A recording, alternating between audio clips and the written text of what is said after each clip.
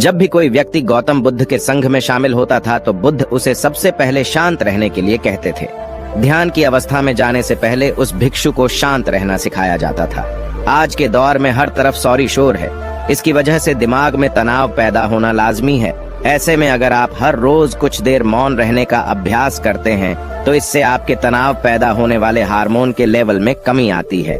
इससे आपका दिमाग शांत होता है, गुस्सा नियंत्रित रहता है और तनाव बढ़ाने वाले हार्मोन्स का लेवल घटता है। आज के इस वीडियो में हम जानेंगे कि किन मौकों पर हमें शांत रहना है और किन मौकों पर हमें बोलना है और शांत रहने से हमारे अंदर क्या बदलाव आ सकता है। दोस्तों, संध्या काल का समय था। गुरु अपने सभी शिष्यों को बुलाते हैं और कहते हैं, कल सुबह सब लोग नदी में स्नान करने के बाद तुरंत हमारी कुटिया के सामने उपस्थित हो जाना। सभी इसी से हैरान रह जाते हैं कि हम लोगों ने कुछ गलती की है क्या, लेकिन गुस्से से यह कहते हैं कि हो सकता है कि गुरुजी कल सुबह कुछ अच्छी बात बताने वाले हैं। सब लोग रात को सही समय पर सो जाते हैं और सुबह उठकर सभी लोग नदी में स्नान करने के बाद वापस गुरुजी के सामने उपस्थित हो जाते हैं। गुरु कहते हैं, आज हम तुम सबको चुप रहने के फायदे के बारे में बताऊंगा। गुरु कहते हैं, 10 मौके जहां पर चुप रहने से होता है लाभ और बोलने से नुकसान। गुरु कहते हैं, अगर आप इन 10 मौकों पर शांत हो गए यानी मौन हो गए तो आप जो चाहेंगे वही मिल जाएगा। आपकी जिंदगी में चमत्कारिक बदलाव शुरू हो जाएंगे। जरूरत से ज्यादा बोलना या चुप रहना दोनों ही अच्छी बात नहीं है। जैसे जरूरत से ज्यादा बारिश हो जाना या फिर धूप दोनों ही दिक्कत देती है, उसी तरह अनावश्यक बोलने से भी काफी नुकसान होता है। गुरु कहते हैं कि पहला ऐसा मौका जहां पर व्यक्ति को चुप रहना चाहिए, बिना तथ्य के ना बोले। गुरु ने कहा, अगर आपके पास कोई तथ्य नहीं है तो वहां चुप रहने में ही भलाई है। चुप बैठने से दिमाग में नई कोशिकाओं का निर्माण होता है और इससे ज्ञान की वृद्धि होती है। बोलने में भलाई वही है जहां आपको किसी चीज के बारे में पूरा ज्ञान हो। अगर आप बिना तथ्य के कहीं बोलते हैं या फिर बेवजह बोलते हैं तो आपका वहां मजाक भी बन सकता है। अगर आपके पास पर्याप्त जानकारी नहीं है, ऐसी जगह पर बोलने से आपका मजाक तो बनी रहेगी, साथ ही साथ लोगों का भरोसा भी आपसे उठने लगेगा। इसलिए ऐसी जगह पर शांत रहो जहां तुम्हें पता ना हो कि क्या बोलना है क्या नहीं। कई बार कुछ लोग ऐसे होते हैं जो हर जगह अपनी उपस्थिति बताने लगते हैं। उन्हें पता नहीं होता है कि हमें क्या बोलना है, लेकिन फिर भी बोलते जाते हैं और फिर बाद में दूसरे लोग उनके जाने के बाद उनका मजाक उड़ाते हैं। जब तक आपको उस तथ्य के बारे में अच्छा ज्ञान नहीं है, उसके बारे में पता नहीं है, तो वहां चुप रहना ही ज्यादा समझदारी है। गुरु ने कहा, दूसरा ऐसा मौका जहां पर व्यक्ति को चुप रहना चाहिए। शब्दों से न पहुंचे ठेस। अगर आपके शब्द किसी को मानसिक ठेस पहुंचा रहे हैं तो वहां चुप हो जाना चाहिए। कमजोर व्यक्ति के बारे में कुछ भी बोलकर आप महान नहीं बन सकते हैं। महान आप किसी कमजोर का साथ देने में बनेंगे। कई बार होता है कुछ लोग अपने से छोटे व्यक्ति को भला बुरा कहते रहते हैं। सामने वाला इंसान तो कद से आपसे छोटा है, वह आपको कुछ नहीं बोलेगा, लेकिन आप उसकी नजरों में गिरते चले जाएंगे। हो सकता है कि कल वह भी आपसे पद में बड़ा हो जाए। पद में आपसे जब वह बड़ा हो जाएगा तो आज जो रवैया आपका उसके साथ है, आने वाले समय में वह भी आपके साथ वही करेगा। आप किसी को नीचा दिखाकर बड़ा नहीं बन सकते हैं। बड़ा बनना है तो अपने से छोटे लोगों का इज्जत भी करना सीखें और साथ ही साथ बड़े लोगों का भी सम्मान करना चाहिए। लोगों को लगता है कि अगर वह अकड़कर बोलेंगे और सामने वाले को नीचा गिराने की कोशिश करेंगे तो वह बड़े बन जाएंगे, तो यह उन सब की भूल है। बड़े होने की बजाय आप उनकी नजरों में गिरते चले जाएंगे। गुरु ने आगे कहा, इसलिए शिष्यों, तुम सब जब भी बोलना आदर भाव से बोलना, ताकि तुम्हारी बात लोगों को अच्छी लगे। बोलने में भाई बहन, माता पिता, मित्र इत्यादि संबोधन शब्दों का इस्तेमाल जरूर करना। इससे तुम्हारी मान प्रतिष्ठा तो बढ़ेगी ही, साथ ही साथ लोगों की नजरों में तुम समझदार व्यक्ति बनते जाओगे। गुरु ने आगे कहा, तीसरा मौका जहां पर व्यक्ति को चुप रहने में ही भलाई है। क्रोध या घृणा करने वाले लोग, जब कोई अपना या सगा संबंधी आप पर क्रोध कर रहा हो, आपका अपमान कर रहा हो, तो आपको उस वक्त चुप रहना चाहिए ताकि सामने वाले का गुब्बारा पूरी तरह से फट जाए। आप यदि सही हैं तो उसे कतई माफीनामा गए और चुप रहकर ही सही समय का इंतजार करें। वह खुद आपसे माफी मांग लेगा जब उसे अपनी गलती का एहसास हो जाएगा। गुरु आगे कहते हैं कि अगर आपका कोई सगा संबंधी आप पर क्रोध कर रहा हो और आप उस समय शांत हैं, तो यह आदर सम्मान देने की निशानी होती है।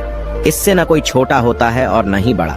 अगर आपको क्रोध आ रहा है तो आप या तो वहां से किसी का अनादर किए बिना चले जाएं या फिर चुप रहें। क्रोध करने से आपके रिश्ते खराब होंगे। क्रोध करने से हमेशा क्रोध करने वाले व्यक्ति का ही बुरा होता है। गुरु आगे कहते हैं कि एक बार की बात है, एक सांप जंगल से भागते हुए किसी राजा के घर में पहुंच गया। लोगों ने छेड़खानी की तो वह बहुत ही गुस्सा हो गया, जिससे घर में जो तलवार पड़ी हुई थी उसी को लपेटकर कसने लगा और धीरे धीरे उसका पूरा शरीर कट गया। यह गुस्सा उसे खा गया। ठीक उसी प्रकार हमारा गुस्सा भी हमारे शरीर को तलवार की भांति काटता रहता है। गुस्सा ध्यान से खत्म होता है प्रतिदिन। अगर आप ध्यान की मुद्रा में बैठे हैं तो आपका गुस्सा आपके नियंत्रण में रहेगा। गुरु आगे कहते हैं कि यह तरीका है कि आप प्रतिदिन ध्यान का अभ्यास करें। इससे आपके शरीर में जो हार्मोन्स गुस्से को बढ़ावा देते हैं वह सब तुम्हारे नियंत्रण में रहेंगे, जिससे शरीर गुस्से पर आसानी तुम्हारा से काबू पा लेगा। लेकिन एक तरीका यह भी है कि जब भी आपको गुस्सा आए तो आप यह समझने का प्रयास करो कि क्या मेरा गुस्सा जायज है या नहीं। हमें वहां पर बोलना चाहिए कि नहीं। जब आप खुद इस बात का आकलन लगा पाएंगे तो आपको खुद पता चल जाएगा कि हमें गुस्सा करना चाहिए या नहीं। फिर भी आपको गुस्सा आ रहा है तो आप वहां से हटने का प्रयास करें, वहां से दूर चले जाएं। धीरे धीरे समय के साथ आपका दिमाग शांत हो जाएगा। गुरु ने कहा, चौथा ऐसा मौका जहां पर इंसान को बहुत ही समझदारी के साथ काम लेना चाहिए, वहां पर आपको चुप रहना ही चाहिए, जहां पर उस मुद्दे से आपका कोई संबंध ना हो। अगर आपका किसी मुद्दे से कोई संबंध ना हो तो वहां आपका चुप रहना बनता है। बिना किसी वजह अगर आप दूसरे के मुद्दे पर बोलेंगे तो यह आपके लिए अनिष्टकारी होगा। इसमें केवल और केवल आपका ही नुकसान है। जल्द ही आप किसी दो लोगों के बीच हो रहे विवाद में जल्दी अपनी टांग न डालें। अगर सामने वाला आपको बुला रहा है अपना झगड़ा शांत करवाने के लिए तो ही आप वहां पर जाएं। किसी की व्यक्तिगत जिंदगी में दखल अंदाजी नहीं देनी चाहिए जब तक कि वह व्यक्ति आपको नहीं बुलाता है। अपने झगड़े को शांत करवाने के लिए कुछ लोग फालतू में दूसरे के विवाद में कूद पड़ते हैं। इससे उनके मान सम्मान मर्यादा पर लोग उंगली उठाने लगते हैं। गुरु कहते हैं कि 10 मौकों में 5वां ऐसा मौका जहां पर व्यक्ति को बहुत ही समझदारी के साथ चुप रहना चाहिए। आपके शब्दों से किसी मित्र को हानि न पहुंचे। अगर आपके शब्द सामने वाले के परिवार या मित्रों की प्रतिष्ठा के बारे में बुरी झलक दिखा रहे हैं तो आपको चुप रहना चाहिए। किसी के परिवार या फिर मित्र के बारे में बुरा बोलने से केवल आप ही बुरे बनेंगे। जो चीज आसानी से खत्म की जा सकती है उसे अपने शब्दों से बड़ा न करें। बिना चिल्लाए बात करने का प्रयास करते रहना चाहिए। अगर आप बिना चिल्लाए कोई बात नहीं कह सकते तो आपका चुप रहने में ही भलाई है। किसी पर चिल्लाने से आपके व्यवहार के बारे में पता चलता है। ज्यादा बोलने से चीजें हमेशा खराब ही होती हैं। कई बार कुछ रिश्ते ज्यादा तेज बोलने की वजह से टूट जाते हैं। इसलिए अपनी आवाज में मीठापन लाएं। आपके शब्दों से आपके दोस्त को हानि नहीं पहुंचनी चाहिए। कभी कभी दोस्तों के जब हम मजाक हैं तो रहे कि आपके शब्दों से किसी का अनादर ना हो। मजाक को भी हमेशा शब्दों के मायने में ही रखें। जहां किसी को शब्दों से चोट लगे वहां चुप हो जाएं। ज्यादा बोलने से हमेशा नुकसान ही होता है। किसी और की प्रतिष्ठा को अपने शब्दों के माध्यम से उसे हानि नहीं पहुंचानी चाहिए। यदि आपके शब्दों से किसी और की प्रतिष्ठा को ठेस पहुंच रही है तो वहां आपको चुप हो जाना चाहिए। जब कोई व्यक्ति आपके सामने नहीं है तो आप उस व्यक्ति के बारे में बुरे शब्द किसी तीसरे व्यक्ति के सामने न बोलें। गुरु कहते हैं, छठा मौका जहां पर व्यक्ति को चुप रहना चाहिए, जब कोई कर रहा हो किसी की बुराई। जब कोई आदमी आपके सामने किसी तीसरे आदमी की बुराई कर रहा हो तब तुम्हें चुप रहकर बस सुनना चाहिए। अपनी राय व्यक्त नहीं करना चाहिए, क्योंकि जो आज आपके सामने किसी तीसरे की बुराई कर रहा है वह कल किसी और के सामने आपकी बुराई भी कर सकता है। यदि आपने कुछ कहा है तो नीति शास्त्र के अनुसार जो अपने मुंह को बंद रखता है और बुद्धि से काम करता है वही इंसान समझदार होता है। बिना जरूरत के बोलना, किसी के बारे में किसी के बीच में बोलना यह गलत बात है। कभी कभी हमारे लिए बुद्धिमानी इसी में होती है कि हमें अपना मुंह ऐसी जगह पर नहीं खोलना चाहिए।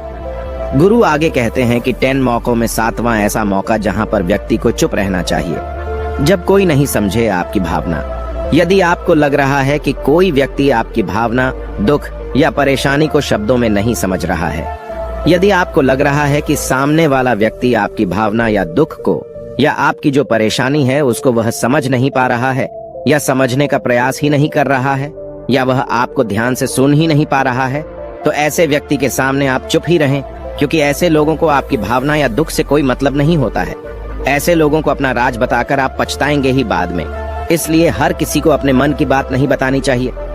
अगर आपको लग रहा है कि सामने वाला आपकी बात को नहीं समझ पा रहा है, आपकी भावनाओं को नहीं समझ पा रहा है, तो वहां पर आपको नहीं बोलना चाहिए, क्योंकि आज में आपका मजाक ही बन जाएगा जब आपको लगने लगे कि सामने वाला आपकी भावनाओं को ठीक तरीके से समझ रहा है, आप जो कह रहे हैं वह ठीक से सुन रहा है, तभी आप उसे अपनी बात कहें। गुरु कहते हैं कि 8वां मौका जहां पर आपको चुप रहना चाहिए, जब कोई इंसान अपना दुख व्यक्त करे। यदि कोई इंसान अपने दुख या परेशानी को आपको बता रहा है, तो इसका मतलब यह है कि वह आपको अपना समझ रहा है। ऐसे में तुरंत ही उसे समाधान बताने के बजाय चुप रहकर उसके दुख या समस्या को सुने। उसके दुख या समस्या को किसी और को न बताएं। वह इसलिए नहीं बता रहा है कि उसकी समस्याओं का समाधान कर देंगे, बल्कि वह इसलिए भी बता रहा है कि सामने वाला उसकी बात को समझ रहा है।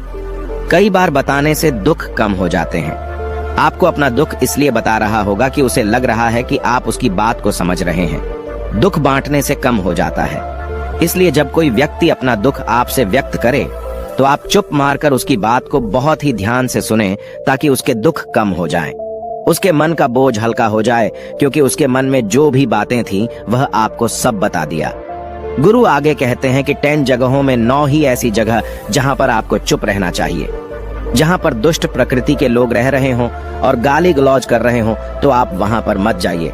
ऐसी जगहों से आप चुपचाप निकल जाएं, अर्थात अपनी प्रतिक्रिया दिए बिना आप वहां से चले जाएं, क्योंकि जिसकी जुबान खराब होती है, जो दुष्ट प्रकृति के लोग होते हैं, उनको आप ऐसे समय में नहीं समझा सकते हैं। जब उनका दिमाग पूरी तरह से शांत हो जाए, तभी वह आपकी बात सुनेंगे।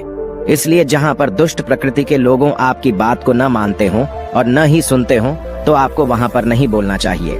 गुरु कहते हैं कि 10 माह ऐसा मौका जहां पर आपको शांत हो जाना चाहिए। अपनी सफलता का राज हर किसी को न बताएं। कई बार होता है कि कुछ लोग जो सफलता को बहुत ही जल्दी अर्जित कर लेते हैं, वे हर जगह अपनी सफलता का ढिंढोरा पीटने लगते हैं। ऐसे में क्या होता है कि कई लोग आपकी सफलता से खुश नहीं होते हैं। अगर आप अपनी सफलता का जबरदस्ती लोगों में ढिंढोरा पिटवा रहे हैं, तो लोगों की नकारात्मक ऊर्जा आपको प्रभावित कर सकती है। जब आप सफल होंगे तो सबको पता चल जाएगा कि आप सफल हो गए हैं। ढिंढोरा पीटने से नुकसान आपका ही होगा। इतना कहकर गुरु ने कहा, शिष्यों, आज के लिए बस इतना ही। अगर तुम सब मेरी इन 10 बातों को अपने जीवन में अपना लेते हो, तो तुम सब काफी हद तक परेशानियों से बचे रहोगे। यहाँ से जाने के बाद मेरी यह बातें आपके जीवन किसी वरदान से कम साबित नहीं होंगी। दोस्तों, मुझे उम्मीद है इस वीडियो से आपको बहुत कुछ सीखने को मिला होगा। अगर आप नए हो तो हमसे जुड़ने के लिए इस चैनल को सब्सक्राइब करना मत भूलिएगा।